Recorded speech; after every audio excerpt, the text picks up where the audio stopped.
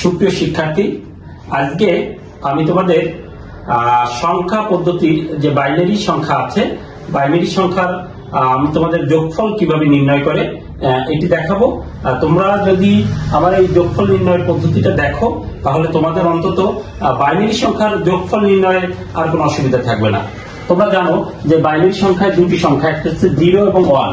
এই দুটি সংখ্যা নিয়েই বাইনারি সংখ্যা গঠিত। তো আমরা আজকে বাইনারি সংখ্যার একটি যোগ করব। যোগটা আমরা কিভাবে করতে পারি?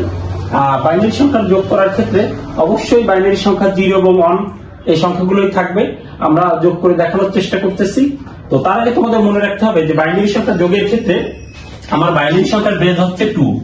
বেজ হচ্ছে 2। কখনো এই যোগফলটা 2 অথবা তার বেশি অথবা সমান হবে না। অর্থাৎ কিনা যোগফল কখনো 2 বা 2 এর সমান অথবা 2 এর বেশি হবে না। অর্থাৎ কিনা বাইনারি সংখ্যার যেমন সংখ্যা হচ্ছে 0 এবং 1, যোগফলটা 0 এবং 1 এর ভিতর থাকবে। 2 বা 2 এর বেশি বা 2 এর সমানও হবে না। এইটা তোমাদের মনে রাখতে হবে যে বাইনারি সংখ্যার যে কোনো সংখ্যা পদ্ধতির যোগফল কিন্তু ওই সংখ্যা পদ্ধতির বেজের বেশি বা সমান হবে না। এই কথাটা তোমাদের মনে রাখতে হবে, বেজের বেশি বা সমান হবে না। তাহলে আমাদের বাইনারি সংখ্যার বেজ কত? 2। আমরা এই যোগফলটা এই 2 অথবা 2 এর বেশি অথবা সমান, অর্থাৎ 2 বা 2 এর বেশি অথবা 2 এর সমান হবে না। এটা তোমরা একটু খেয়াল করবে। তো আমরা প্রথম দেখাচ্ছি। প্রথম আমরা দেখি যে 1 আর 1, 1 আর 1 2, 1 আর 1 কত? 2। কিন্তু আমরা কি বলেছি যে কখনোই 2 অথবা 2 এর বেশি বা সমান হবে না। সেক্ষেত্রে আমরা কি করব? তাহলে 1 আর 1 2 যদি হয়, আমরা সেক্ষেত্রে যে যোগফলটা হবে আমরা সবসময় বেস দিয়ে বিয়োগ করবো। তাহলে আমার যোগফল হয়েছে 1 আর 1 2, 1 আর 1 2। সেক্ষেত্রে আমি 2 থেকে আমি যে যোগফলটা হচ্ছে সেই যোগফলটা বিয়োগ করবো। তাহলে বিয়োগ করলে কত আসে? 0। আমি এখানে বসাবো 0। তার মানে কি 1 আর 1 2। আমি 2 বসাবো না, আমার মূল বেজ হচ্ছে 2, তার থেকে আমার এই যোগফলটা বিয়োগ করবো 2 হবে 0। আমি সেই 0টা বসিয়ে দিয়েছি। এবার আমার হাতে কিন্তু 1 থাকবে। কিভাবে 1 থাকবে? আমি এই বেস থেকে 1 বিয়োগ মানে 2 বিয়োগ করছি। কয়বার বিয়োগ করছি? একবার বিয়োগ করছি। আমার মনে রাখতে হবে যে কয়বার বিয়োগ করব সেই কয়বার হাতে 1 থাকবে। তাহলে আমার হাতে আছে 1, আবার এই 1 হাতের 1 কত হয়? 2। তাহলে 2 হলে কিন্তু আমি 2 বসাতে পারবো না। আমি কত বসাবো? 0। এই যে 2 থেকে 2 বিয়োগ করলে 0, সেই 0 বসা। আবার কিন্তু আমার হাতে থাকে 1, হাতে থাকে 1। তাহলে এই 1 আর এই 1 2, আমার হাতের 1 3। তাহলে আমি 3 বসাতে পারবো না। সেক্ষেত্রে আমি কি করব? যে কথা যে আমার যোগফল যা হবে তার থেকে বেস বিয়োগ করব। বেস কত? 2। বেস হচ্ছে 2 বিয়োগ করব, থাকে কত? 1। তাহলে এখানে আমি বসাবো 1। তাহলে আমি কয়বার বিয়োগ করছি? একবার বিয়োগ করছি। সেক্ষেত্রে আমার হাতে থাকবে 1। আবার 1 আর 1 2, 2 এর 1 3। 3 যখনই হবে আমি কত বলবে? 1। হাতে আমার 1।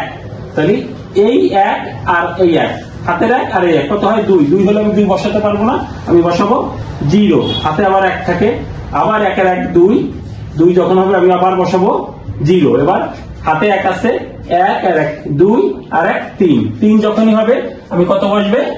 1। তাহলে আমার হাতে কিন্তু যে 1 থাকে সেই 1 আমি বাম পাশে বসাই দেব। এখানে যে বাইনারির বেজ হচ্ছে 2, সেই 2টা বসাবো। এটাই কিন্তু অ্যান্সার, এটাই অ্যান্সার। তাহলে আমরা এই যোগফলটা দেখলাম। আমরা আরেকটা যোগফল করার চেষ্টা করি। প্রিয় শিক্ষার্থী, তোমরা এভাবে কয়েকটি প্র্যাকটিস করলেই তোমরা আসলে যোগফলটি পেরে যাবে। যেমন আবারই দেখি 1 আর 1 2, 1 আর 1 2।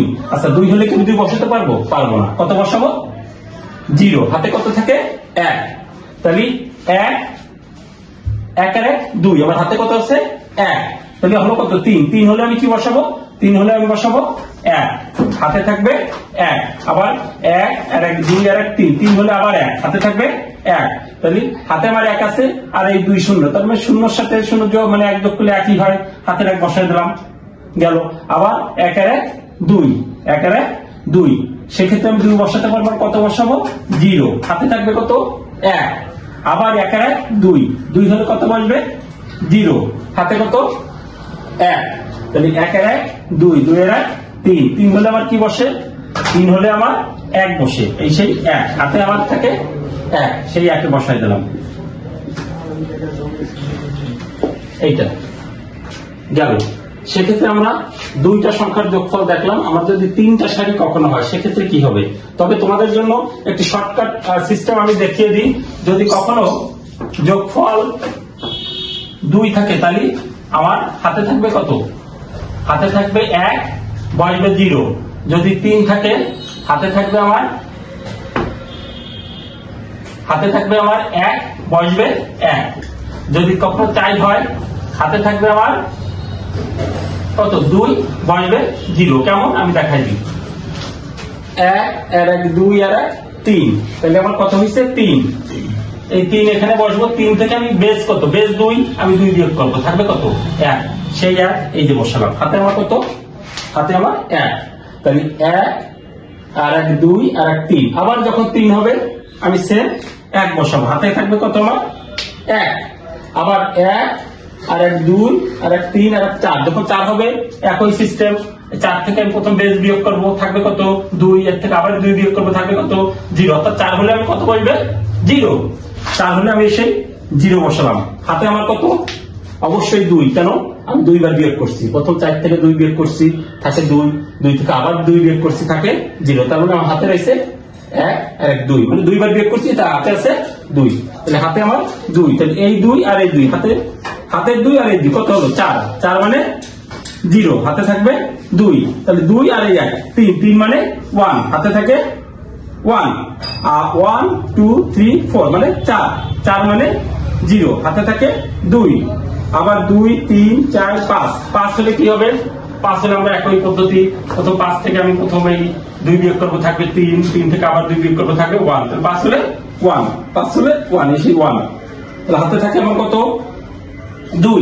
তাহলে 2 3 4 5, 5 হলে আবার 1, হাতে থাকে কত? 2। তাহলে 2 যদি থাকে আবার 2 থেকে 2 বিয়োগ কত? 0। এখানে সেই 0 আমি হাতের 1 বসিয়ে দিলাম। এইটা মূলত আমার অ্যান্সার। প্রিয় শিক্ষার্থী, তোমরা যদি এভাবে নিয়মিত প্র্যাকটিস করো তাহলে সংখ্যা পদ্ধতির যে বাইনারি সংখ্যা আছে, বাইনারি সংখ্যার যোগটি তোমরা খুব অনায়াসেই পারবে, এটা আমার বিশ্বাস। আর এ বিষয়ে যদি তোমাদের আর কোনো প্রশ্ন থাকে সেক্ষেত্রে তোমরা কমেন্টে জানাবে, আমি তোমাদের যথাসময় উত্তর দেওয়ার চেষ্টা করবো। ধন্যবাদ সবাইকে।